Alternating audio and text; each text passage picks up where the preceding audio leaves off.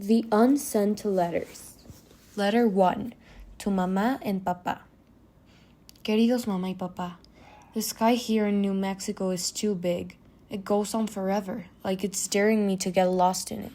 Sometimes at night, I stay awake and stare through the window of our trailer, listening to the wind whistle through the walls. It sounds like home calling my name. School is worse than I imagined. The words come at me like waves, too fast to catch. When I try to speak, my tongue freezes and the kids laugh. I don't think they hate me, they just don't understand, but that doesn't make it hurt less. Today, I made a mistake in class. I didn't know how to ask to go to the bathroom, so I said the wrong thing. Everyone laughed until my face turned red like a tomato. I ran out before I cried. I hid in the stall and folded toilet paper into tiny pouches like you taught me, Mama. They were thin and fragile, but they worked just fine for all the time I was hiding in the bathrooms.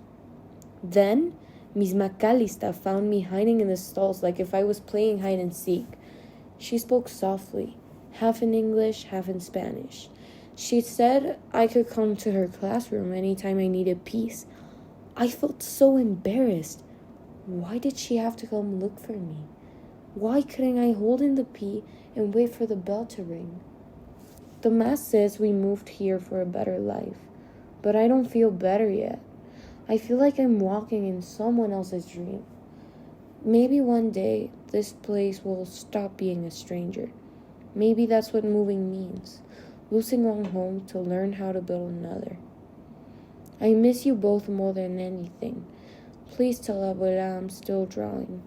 Con amor, Jaime. Letter 2. To Miguel.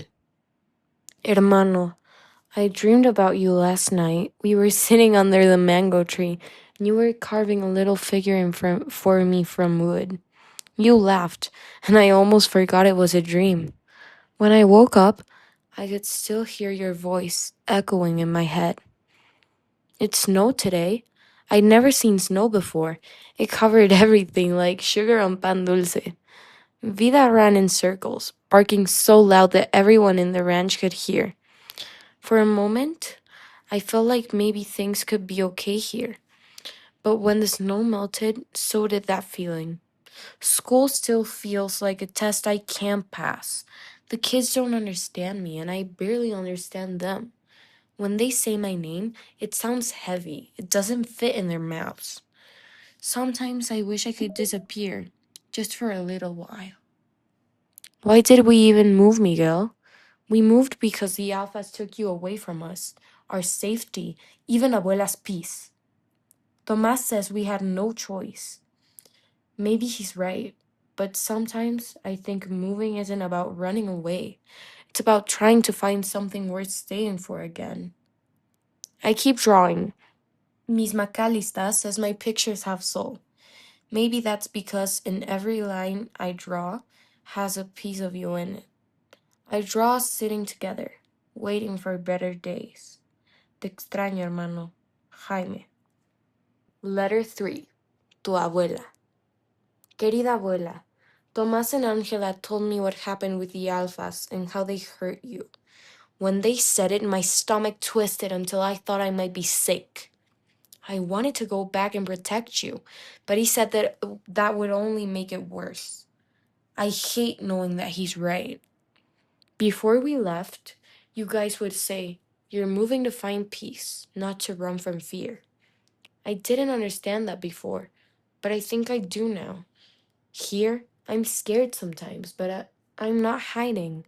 When I walk outside, no one is chasing us. No one is shouting.